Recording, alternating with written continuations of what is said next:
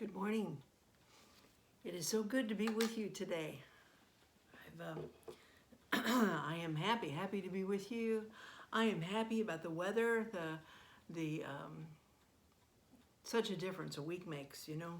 We were just coming out of those sub-freezing days with snow and all that, so I'm really happy that this is warmer and sunshine, and so that's really good. I'm happy that I got my first dose of the vaccine, COVID-19 vaccine this past week. I found that I was experiencing a sense of freedom, of almost exhilaration, you know, just sort of a joy. Okay, happy again. I'm happy that I see that because of this material that I've been working with for, now second month, that I'm seeing opportunities where some of these things are coming up in my life. I'm recognizing them. So we know that awareness is the first thing. So it's good. I'm really glad to be here with you today. And as an example of seeing things that relate to this material, I saw in the last day or so Winnie the Pooh cartoon. It was just one frame, and it shows Pooh and Piglet walking side by side on a path in the forest, and Piglet asks Pooh. He says, "Pooh, what is the bravest thing you've ever said?" And Pooh answers him, "Help." And we talked about that last month, didn't we? We said that asking for help can be difficult because sometimes what comes up for us is that we feel weak or we feel inadequate. We shouldn't be asking for help. We don't have a right. We feel unworthy. Not enough. All of those vulnerability kinds of things. I remember a corporate setting where many years ago, I remember that they would have us come together, and there would be some sort of, it was usually a big, pretty good sized group, a big group, and they would split us into either pairs or small groups, and we would be given something that we were to talk about.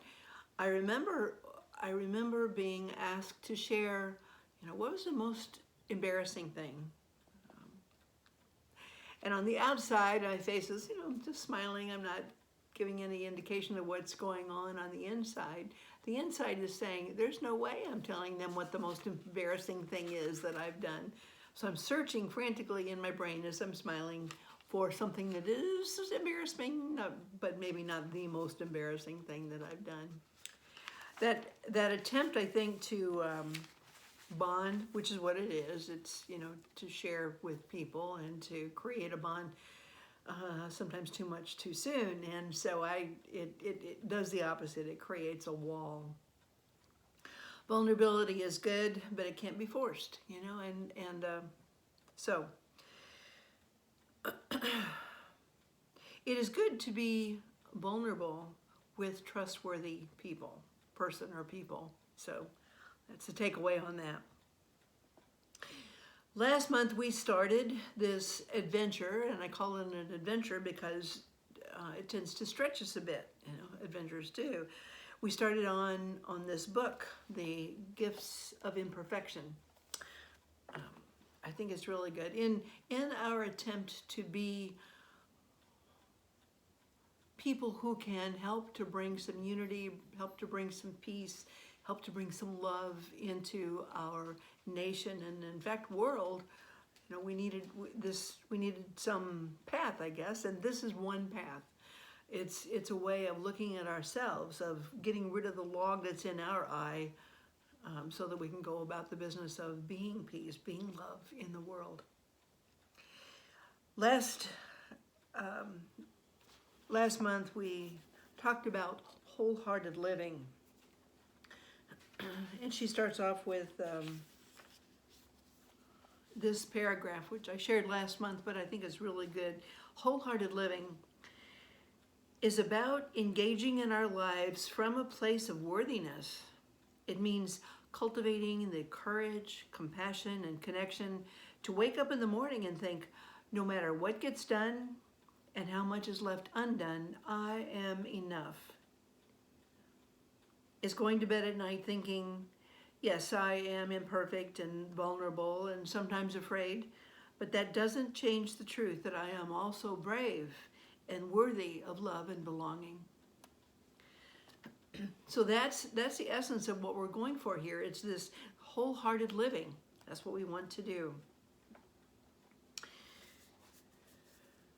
In our work last week, we talked about some tools. What we needed, the tools for living a wholehearted life are courage, compassion, and connection. And what she says about courage is speaking honestly and openly about who we are, about what we're feeling, and about our experiences, good and bad. That's courage. Compassion is being totally exposed and completely loved and accepted at the same time.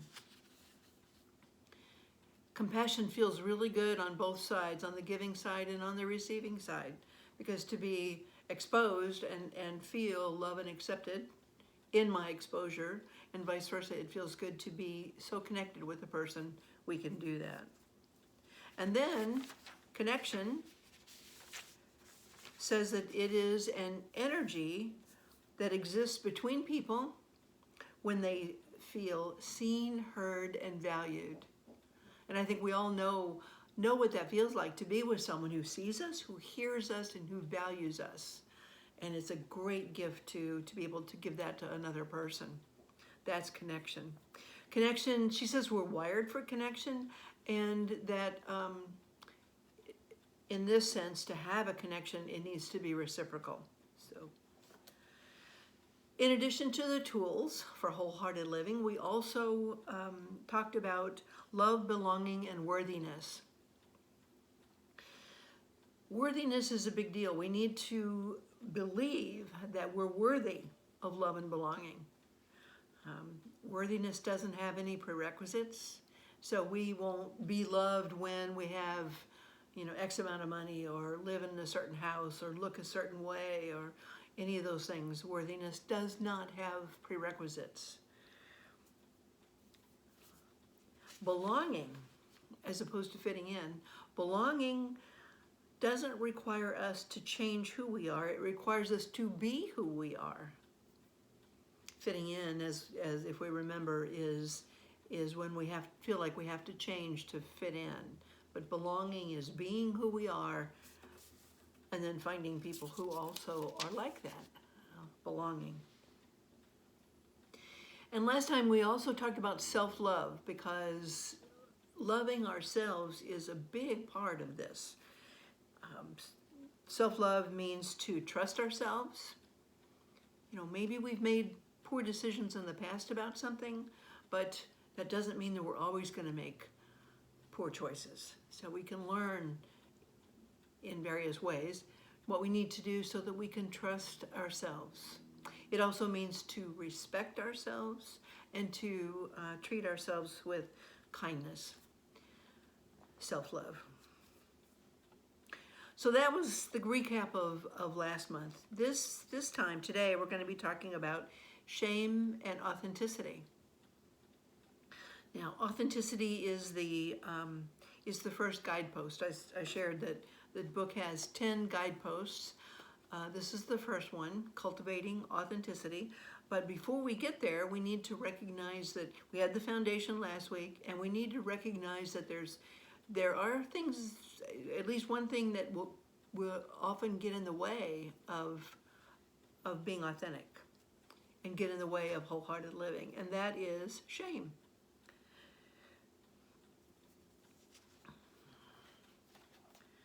There's a quote I'd like to share with you. She says, here's the bottom line. If we want to live and love with our whole hearts, and if we want to engage with the world from a place of worthiness, we have to talk about the things that get in the way, especially shame, fear, and vulnerability.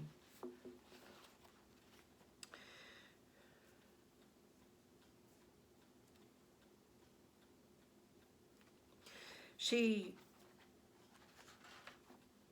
is a shame researcher. You know, she has researched fear, vulnerability, shame, all of those things. So she has lots and lots of data about these sorts of things.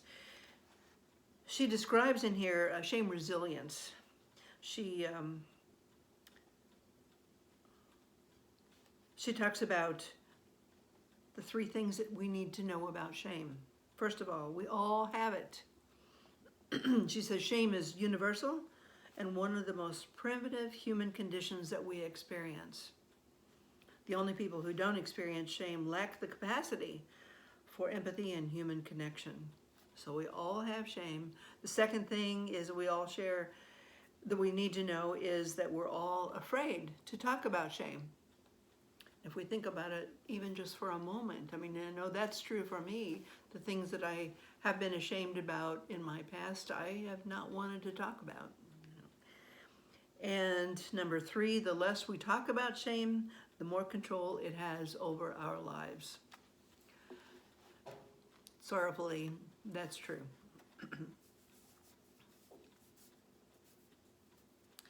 She came up with her own definition of shame.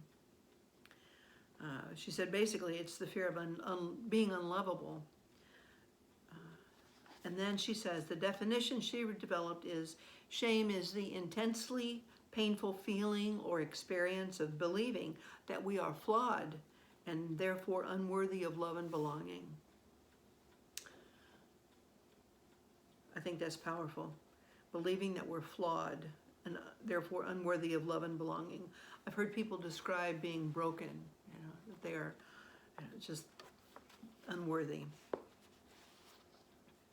She also says, though, that if we all have shame, we all have the ability to develop what she calls shame resilience.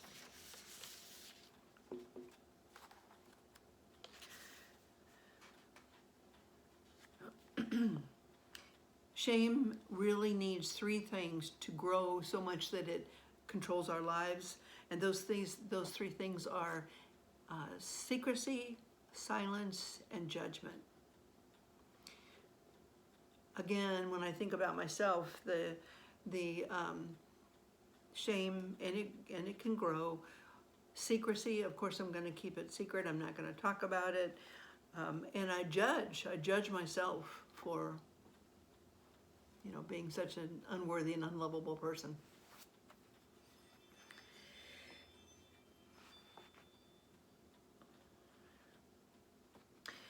What's the difference between shame and guilt? Sometimes people use those interchangeably, but they're really not. Guilt, she says, has a very constructive purpose. Guilt is when I did something bad.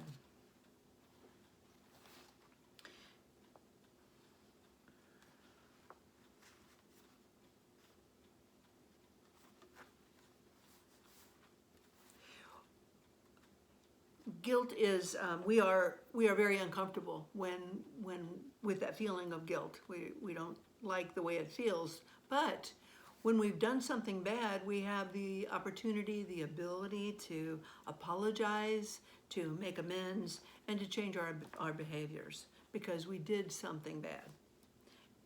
Shame, on the other hand, unlike guilt, shame is we believe ourselves to be bad. And when we are bad, then there's nowhere you can go with that. She talks about she says that it's likely that shame will lead to what she calls destructive and hurtful behaviors. There's an expression that says, hurt people hurt people. I think it's really true. I've seen that in my own life. When people are hurt and they're struggling in some way, often they are the ones that come back and hurt other people if they can. You know, don't get close to me. You know.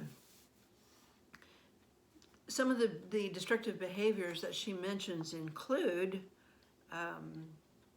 violence, addiction, aggression, depression, eating disorders, and bullying. So shame left in there can really create some behaviors in us that are not good, you know, unattractive, and they feel bad. They're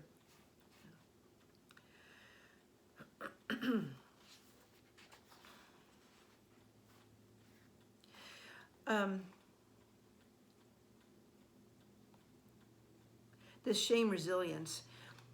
We are trying, or we want to be able to develop an ability to have this shame resilience. And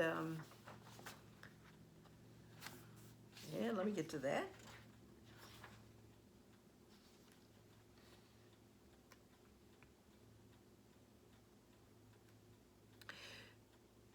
Oh, recognizing this other part too, this resonated with me a lot too.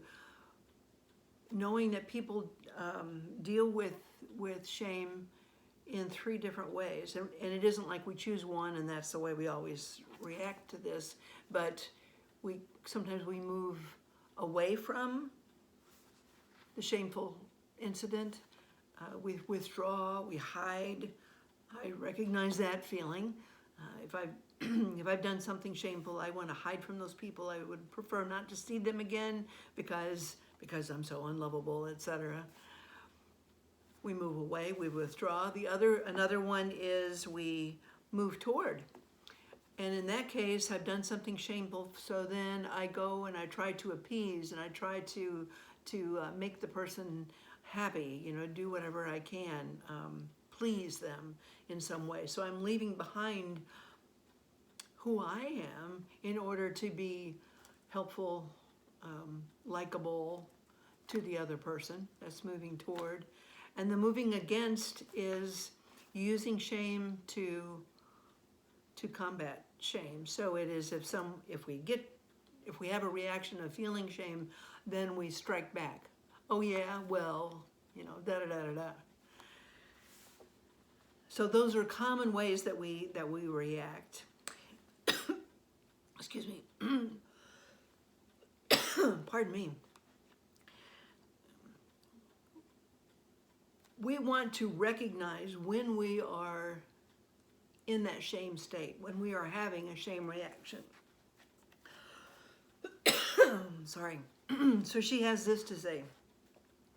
Shame is a full contact emotion.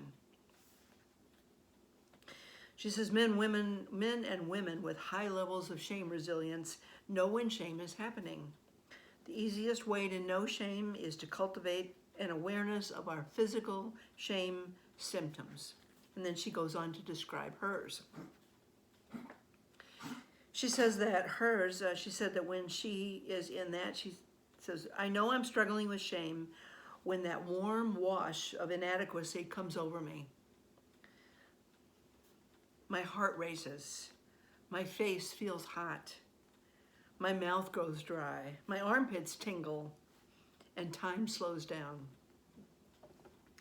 So when that happens, she says, then it's important to know our personal symptoms so we can get deliberate in our response to shame. So she's identifying that there's a reaction and then a response. And if we don't know these symptoms, we might just go from one right to the other. That's that moving away from, toward, or against. Probably a quick reaction in one of those ways. But we have an opportunity. She talks about in that space, when we recognize that we're having these symptoms, she says we're not fit for human consumption, and we need to give ourselves the space to do whatever we need to do to get our emotional legs back under our feet again.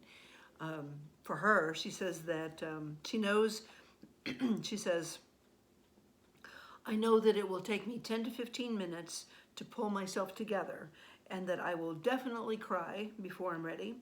I'll also need to pray. Knowing this is such a gift. I just thought of a phrase, physician, know thyself. Well, we in our desire to be whole, to be wholehearted, the better we know ourselves, the better we are at recognizing when we're having a shame experience, reaction, then we can learn what we need to do to get back to that place to have a response that we want rather than this automatic. We all have that primitive brain, and it can cause us to react in ways that we're not happy with. So that is shame.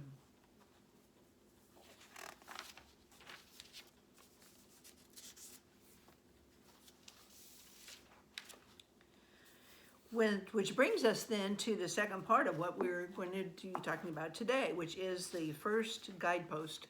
The book has 10 guideposts for these guides to the gifts of imperfection. The first one is cultivating authenticity. She starts off that one with a quote by Margaret Young, which says, "Often people attempt to live their lives backwards.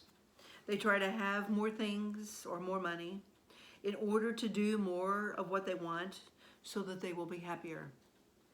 The way it actually works is the reverse. You must first be who you really are, then do what you really need to do in order to have what you want." Which makes sense. And I really moved in toward that you must be who you really are. The subtitle of this book is "Let Go of Who You Think You're Supposed to Be and Embrace Who You Are." So as we start on this journey of the first guidepost, cultivating authenticity, it is this recognition of being who we really are. Now, I think most of us recognize people when they're being authentic, do we not? It is something we value. We tend to value authenticity in another person. We like them. We just have that sense of these people are being honest. They're being real with us, and we like that. We view them more often as being trustworthy, as being dependable, because when they are authentic, we believe that what they say is true and what they mean. However, it doesn't mean that it's easy for us to desire to be authentic. Authenticity, according to Brené Brown, is not a thing that we either have or don't have. It is a practice. It's a practice of consistently choosing to be authentic in various situations, in every part of our lives, every day, to consistently make that choice to be authentic. And it sounds very simple. It is simple. It isn't always easy.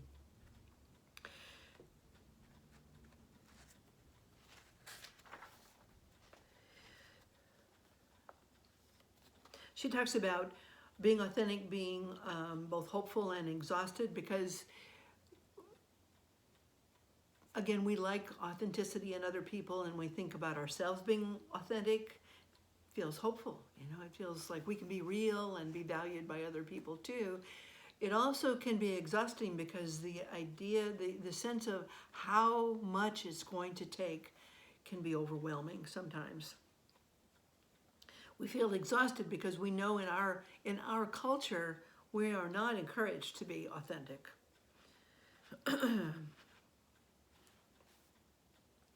She came up with,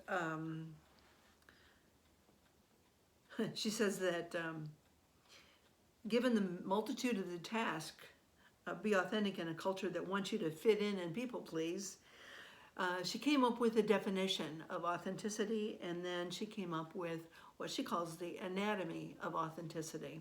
So first, the definition. Authenticity is the daily practice of letting go of who we think we're supposed to be and embracing who we are. There's a lot there to chew on. I'm going to say it again. Authenticity is the daily practice of letting go of who we think we're supposed to be and embracing who we are. Okay. The anatomy of authenticity. She said, choosing authenticity means, first, cultivating the courage to be imperfect. The commercial that says, never let them see you sweat. we need to just sort of cancel that. Cultivating the courage to be imperfect, to set boundaries. That can be a challenge for people around us. And also to allow ourselves to be vulnerable.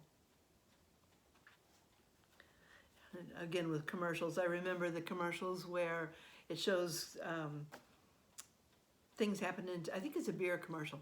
Guys, things happening to men, especially falling off or getting hit or dropping something, something looks like it'd be very painful, and they bounce back up and they say, "I'm okay. I'm good." Be vulnerable. Choosing authenticity means exercising the compassion that comes from knowing that we are all made of strength and struggle. We're both, and that compassion. We've talked about compassion before. And third, choosing authenticity means nurturing the connection and sense of belonging that can only happen when we believe that we are enough. So once again, we come back to these tools of living wholehearted lives. Choosing authenticity means cultivating the courage, exercising the compassion, and nurturing the connection. She goes on then to say a couple other things in this anatomy of authenticity. She says, authenticity demands wholehearted living and loving, even when it's hard. Even when we're wrestling with the shame and fear of not being good enough. And especially when the joy is so intense that we're afraid to let ourselves feel it.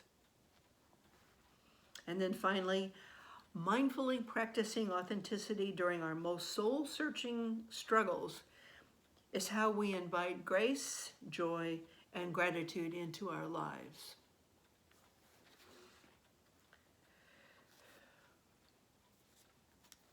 This is what Brené Brown calls the anatomy of authenticity. Now, when we start practicing this, she said there may be pushback. In fact, I might even say myself, there probably will be pushback.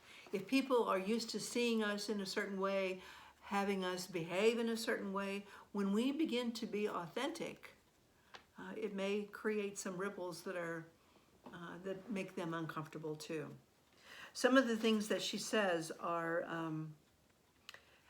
along the lines of gender. She says that, our culture has some expectations as to what gender will look like in men and women. And so she said, I also found that men and women struggle when their opinions, feelings, and beliefs conflict with our culture's gender expectations. So she says research shows that the attributes that we associate with being feminine are important qualities are thin, nice, and modest. So if we want to play it totally safe, we have to be willing to stay small, quiet, and attractive. Men don't get off any easier either. Excuse me. When we look at the attributes associated with masculinity, they are emotional control, primacy of work, control over women, and pursuit of status. So that means for them to play safe, they need to stop feeling, start earning, and give up meaningful connection. Not an easy road for either gender to take. It takes a lot of energy to be inauthentic, and it takes courage and compassion and connection to be authentic. So this pushback may come. Authenticity is not always the safe option, but it will result in some wonderful rewards when we can allow ourselves to do it. Finally, she has an acronym that she uses to explain how we are to do this, how we are to practice creating authenticity. And the acronym is DIG, D-I-G. And the little section is titled Dig Deep. So the D is get deliberate. She says, Stand on your own sacred ground. We each have beliefs and feelings and values, and when we have the courage to be deliberate, to get deliberate, we stand in that place. We're authentic in that place. The I is get inspired. Excuse me. Courage is contagious, she says, so that when we see people practicing courage, being authentic, it inspires us to also be authentic, and we can also be the model for someone else. So get inspired. And third, G, get going. I'm sorry. Get going means make authenticity a priority. So every day as we're going through our life, our situations, experiences, make a choice to choose authenticity over and over. Make that the process, the priority for what you do. Well, we are working toward becoming loving, peaceful contributors to this world. You know, we talked last month about the world being so divided, and just as we sing each week we sing, "Let there be peace on earth." We want to be peace. We want to be loving. We want to be contributors to our world, bringing back unity and peace and love. And so we do that by becoming clear, removing the limiting beliefs and habits and behaviors that we may have picked up over the years. We do that by becoming real, by getting comfortable in our own skin, by practicing the presence, practicing truth with the capital T. And truth with a capital T is that we are creations of God. We are whole. We are complete. We are lovable right now, just as we are. We are love in expression. Thank you.